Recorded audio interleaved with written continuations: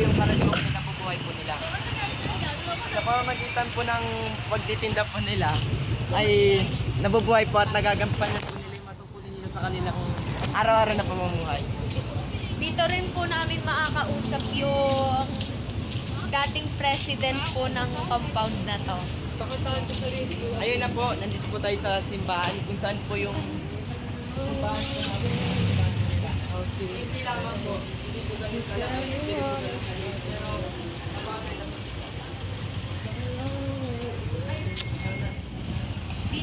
Dito din nag-aaral yung mga ibang elementary students dito sa lugar na to.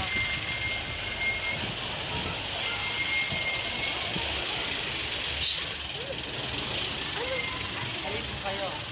Ito po bakanting ano na hindi lang po napapamilya pero siguro may nagmay na.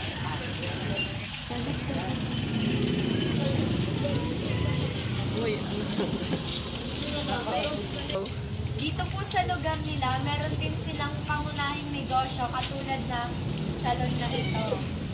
ito po, kahit na maliit lang po, pero siguro nung po makikita po natin napaka dami pong mga customer na pumupunta dito. Ito po siguro sa ano po, sa pamilya po na may-ari nito, malaking tulong na rin po ito kasi po ito po yung isa siguro sa mga ano, nakakatulong sa kanilang paghahanap ng mga kain sa araw-araw. Yan, ngayon naman po, nandito tayo sa pharmacy ng compound na ito. Itong pharmacy na to, sinasabi na isa daw to sa mga negosyo ng presidente dito. Ito po yung karaniwan tinatakbuhan po ng mga tao po dito kapag sila po nagkakasakit. Napakahalaga po ng pharmacy dahil po ito po yung mga binibenta po dito ay tungkol po sa gamot na kung saan ay makakatulong po para gumaling ang pasyente. Ngayon naman po nandito sa tayo magpunta po tayo sa Tubigan. Itong tubigan din po na to, pagmamayari din po ng presidente ng lugar nila. dito po sila bumibili kung sakaling kung naubos po sila ng tubig. Yun lamang po. Dito din po sa tubigan, dito din po yung mga imbakan po ng soft drinks. Yan, yun po. lamang po. Nandito po kami ngayon sa bakery. Pagmamayari din daw po ito ng presidente ng lugar na to. At saka po ay pinapakalat na rin po ang balita na Oh my sa God. may mga alagang aso at pusa. Yan po. Na dapat po yung mga alaga po nating aso at pusa ay dapat po nakatali sa bahay upang hindi po ito makakagat ng mga tao na magiging dahilan ng pagkamatay. Yun lang po. Yon, nandito po kami ngayon sa lotohan ng lugar nila. Sinasabi din po na may nanalo daw po dito ng 200,000, 5,000, 1,000, 1,000 at 5,000. Nandito rin po yung kasalukuyan nating presidente po. Ito po, ano po yun? Ayan po si Madam po. Ano pong pangalan? Good morning po. Ayan po.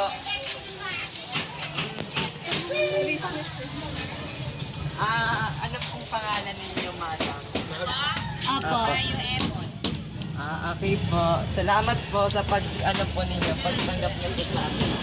Thank you. Junior, Ilang taon na po kayo, Tatay? 64, malapit na mag-65 nitong August 9, August 9. Po, advance happy birthday lang po. Kamusta po yung kabuhayan po dito sa ating lungsod? Simple lang ang pamumuhay. Kanya-kanyang kayos para mabuhay. Ano po yung karaniwang trabaho po dito sa ating lugar po? Laborer, may ganyang negosyo. Parang mga kuan, mga yung minimum. May alam po ba kayo about sa kasaysayan? Hindi mo Mayroon kaunti. Simple pamumuhay nga. Ganyan. Tapos sa tahimikan. Naranasan niyo rin po bang mamuno po dito sa barangay na ito? Ako ang kanunahang homeowners president. Paano po yung pamumuno po ginawa po dito? Di para ipatupad, hindi patupad yung maayos na pamumuhay at tahimik na pamumuhay.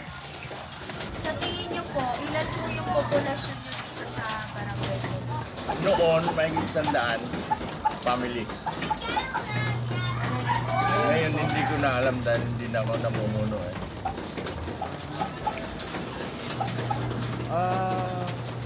Maano po tayo, matanong po tayo sa pamumuhay niyo po, tatay. Ano po yung kinabubuhay po ninyo ngayon? Ay, joke lang. Kalukuyan na hinga. Joke lang ha. Ano yung... tingnan na po ay kapag malakas ang katawan, nagmamaniho, passenger jeep. Mga magkano naman po yung kinikita ninyo sa isang Ay, araw? kaunti lang makaraos lang maghapon. Kaunting Wala ako na. bariya. Yan po. Salamat Yun po. po, maraming salamat po. Okay. Walang ano man. Immaculate Conception.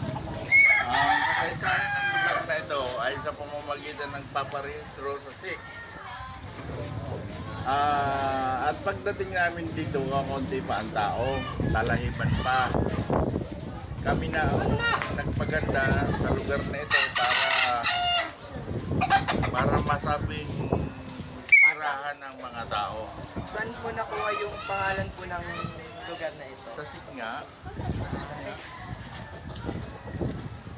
Tapos, ngayon po, na hindi na po kayo yung presidente po ng lugar na ito, ano po yung ginagawa niyo pa po para po mas mapabuti pa po yung lugar na ito? ay sa pamamagitan ng pagkakaroon ng pagkasasaway sa mga lugar para mapayapa at mapanatili ang kaibigan dito sa lugar na ito. May mga laro rin po bang nagaganap? Football, basketball, Mga celebration po, meron din. araw ng fiesta, Kailan po yung araw po ng fiesta? August 8. Ay, December 8. Like December 8. Nagkakaroon ng mga palaro, volleyball, basketball, sayawan, table tennis, agawan ng pera sa buo. Marami pang iba.